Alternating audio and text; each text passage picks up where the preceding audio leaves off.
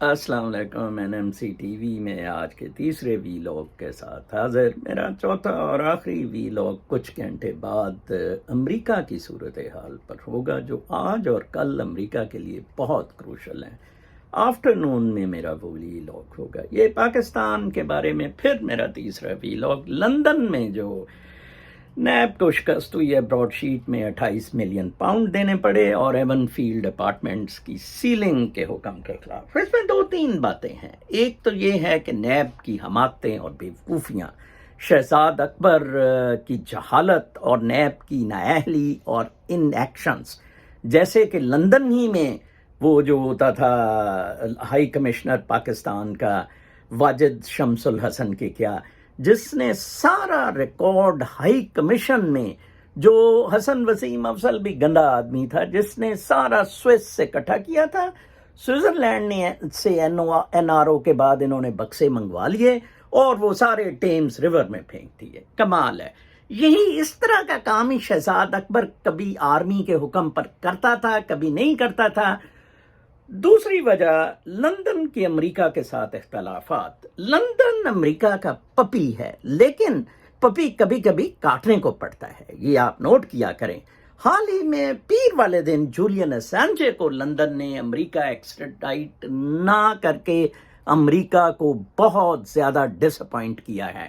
دوسرا شخص جو امریکہ میں ادھر ہے، عارف نقوی، جو آبراج والا، اس کا بھی یہی معاملہ ہونے والا ہے. امریکہ بار بار نواز شریف اور اس کو ایکسٹراڈائٹ کرنے کا کہہ رہا ہے. لندن اس وقت پرو نواز ہے، BBC اس وقت پرو نواز ہے، لیکن ابھی بھی کچھ نہیں گیا گواچا.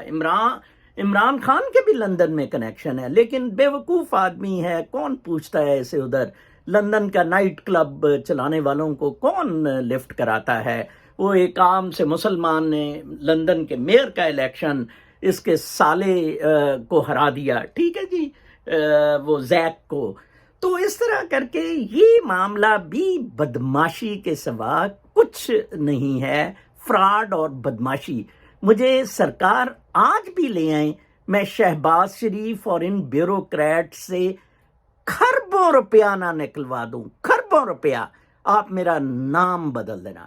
نیب کو کہیں کہ یہ 28 ملین پاؤنڈ یہ نکالیں، یہ لوگوں سے جو لیتے ہیں نا پیسے، وہ والے پیسے واپس کریں اور اس سے نکالیں.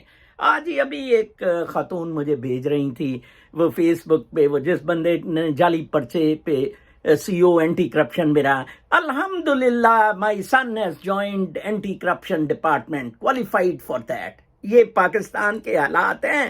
پبلک سروس کمیشن پہ ایک ٹوٹا سا میجر جنرل، وہ زاہد سعید کتا حرام زادہ کیپٹن، وہ فیڈرل پبلک سروس کمیشن پہ لگا دیا، اور ادھر پنجاب پہ ایک کوئی میجر جنرل لگا ہوا ہے، ٹھیک ہے جی. کنسلٹنٹ کو نکال دیا، اور جی انہیں پرچے لیک کیتے ہیں.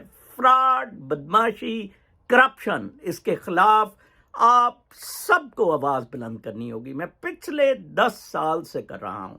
rishwatmacao.pk سائٹ بنائی، my spiritual blogs dot wordpress.com site بنائی، اور اب ان ویلاگس کے تھرو پاکستان غرق ہو جائے گا اس کرپشن سے. اپنا بہت خیال رکھیں. اللہ نے کے بعد.